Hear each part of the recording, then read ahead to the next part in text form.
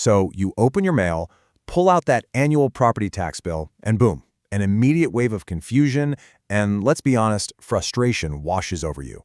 You are absolutely not alone here. Property tax bills are notorious for being these dense, jargon-heavy documents that most of us just kind of blindly pay without fully understanding. But here's the secret. Mastering this complex document is the ultimate tool for a homeowner to fight back against overpaying. In this comprehensive explainer, we're going to do a real practical audit of your property tax statement. By the time we wrap up, even if you are a complete beginner, you're going to have the full knowledge and confidence to read this thing line by line. Let's dive right in, because getting a handle on this can literally save you both time and a whole lot of money. Right off the bat, let's tackle the elephant in the room. Are you overpaying? The reality is, even the most diligent local assessors make mass appraisal mistakes all the time, and properties are frequently overvalued. If you don't know how to read the actual data they're using to tax you, well, you have zero chance of correcting those errors. So truly understanding your bill is step one in protecting your wallet.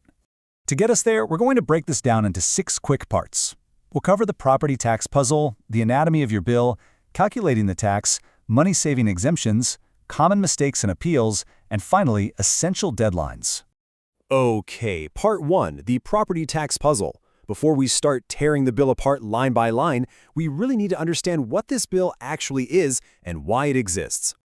Property taxes are essentially the primary funding engine for your community's core services. When you write that check, you're paying for public schools, fire protection, police, keeping the local roads paved, running the libraries, maintaining parks, and just general county government operations. The absolute key takeaway here is that all the revenue generated by property taxes stays local. It's generated right in your county and kept in your county. It generally doesn't get shipped off to fund state-level services. Now, there is a super critical distinction between two terms that trip almost everyone up: fair market value and assessed value.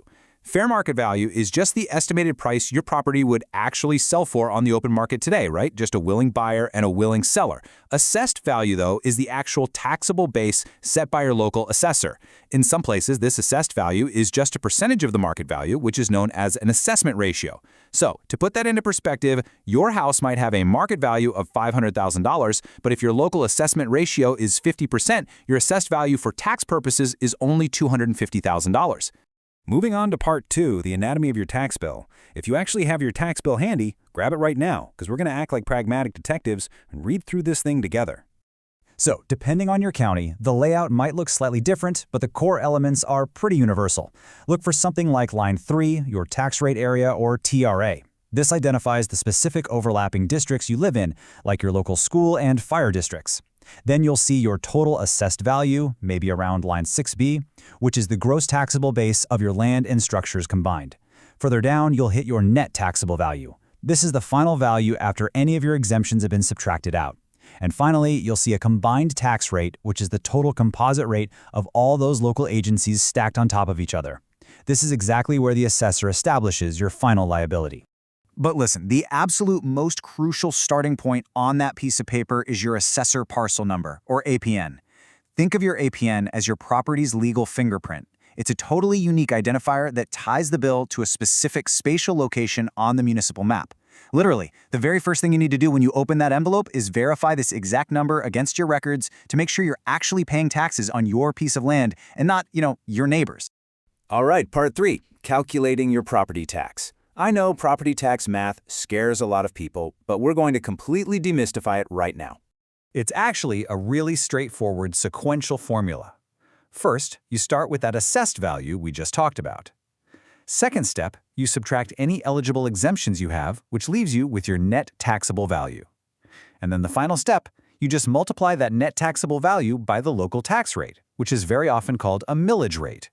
You're going to see that term, mill, or millage rate, thrown around all the time by tax authorities. Don't overthink it. 1 mill simply means you pay exactly $1 in taxes for every $1,000 of your property's assessed value. It's literally just 1/10 of 1 cent. So when local districts need funding, they vote on these individual mill rates, and then they're all added together to create your total tax burden. Let's look at a super simple example of this in practice. Say your home has a net taxable assessed value of $100,000, and your combined local tax rate is 10 mils. Your core tax calculation is exactly $1,000. You just take the $100,000, divide it by 1,000, which gives you 100, and then multiply that by the 10 mils. Boom. Simple, completely transparent math. Which brings us to part 4, exemptions that save money.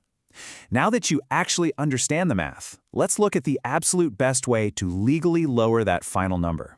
By applying for exemptions, you are actively shrinking the taxable pie before the millage rate is even applied. The most common one is the homestead, or primary residence exemption, which just lowers the assessed value of the home you permanently live in. But there are also fantastic exemptions for senior citizens, disabled persons, military veterans, and agricultural land. For example, a senior citizen assessment freeze can actually lock in the equalized assessed value of a home, which completely prevents those crazy tax spikes just because local property values are rising. But here is the major catch, and you really need to hear this. You have to actually take action to claim these savings. They are almost never automatic. You usually have to file a specific application or affidavit with your local county assessor's office. You'll probably need to show proof of residency, age, disability status, or maybe even meet specific income limits. And please, pay attention to the strict local deadlines. For instance, March 15th is a really common deadline in a lot of jurisdictions to get an exemption applied for the current year. Miss it, and you're out of luck until next year. Section 5, Common Mistakes and the Appeals Process. So what actually happens when the assessor just gets it flat out wrong? Remember, they use mass appraisal, which means they're evaluating hundreds or thousands of properties all at once using broad averages. Because of this, mistakes are incredibly common. If your property details are factually wrong, like say the county record says your home has 3,000 square feet, but you know for a fact it only has 2,000, you have a massively strong case to appeal. Other huge red flags include if your assessment is way higher than what you could realistically sell the house for today, if the assessor completely missed severe structural damage, or if recent comparable sales right in your exact neighborhood are coming in much lower than your assessed value. Now, filing an appeal is a highly structured process, and the burden of proof is 100% on you, the homeowner. First, you review your notice. Then, you gather hard evidence. This isn't just about complaining that your taxes are too high, it's about objectively proving the value is wrong. You're going to need independent professional appraisals, sales comparison grids showing those recent comps, or maybe contractor blueprints that prove a factual error. Then, you absolutely must file a formal appeal within a strict window, which is typically 30 to 90 days from the moment you receive your assessment notice. And finally, present your evidence to a local assessment review board. Okay, I need to warn you about a massive pitfall here. Do not, under any circumstances, withhold your property tax payment out of protest while your appeal is pending. The law requires you to pay the billed amount on time. If you refuse to pay, you're going to be hit with steep financial penalties and interest charges. And that happens regardless of whether you eventually win your appeal or not. If you do win and the review board grants your reduction, you'll simply get a refund check later, often with interest, for whatever you overpaid. All right, final section, essential deadlines. In the tax world, timing really is everything. Missing a single deadline can permanently forfeit your rights, costing you hundreds or even thousands of dollars for that year. Now, local dates definitely vary by state and county, but tracking this general timeline is going to make sure you never miss a beat. January 1st is typically your standard valuation lien date. That means whatever the status of your property is on that exact day, that dictates the entire year's taxes. In the spring and summer, those assessment notices get mailed out. Pay attention because this is your one window to appeal the value. Then in the fall, the final tax bills, the ones actually calculated with the new millage rates, are issued. And finally, payments are usually due in installments, frequently landing around January 31st and July 31st. I do want to pause here for a quick professional disclaimer.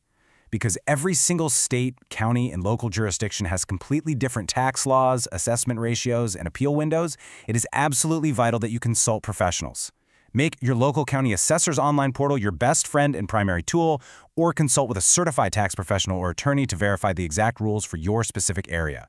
Use this explainer as your solid foundation, but always verify locally. We have covered a ton of ground today, right? From deciphering that assessor parcel number to calculating millage rates and actually fighting back against mass appraisal errors.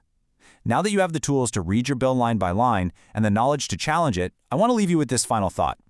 I challenge you to never blindly pay a property tax bill again. Will you take control, grab a highlighter, and actively audit your next statement? I promise you, your wallet will thank you.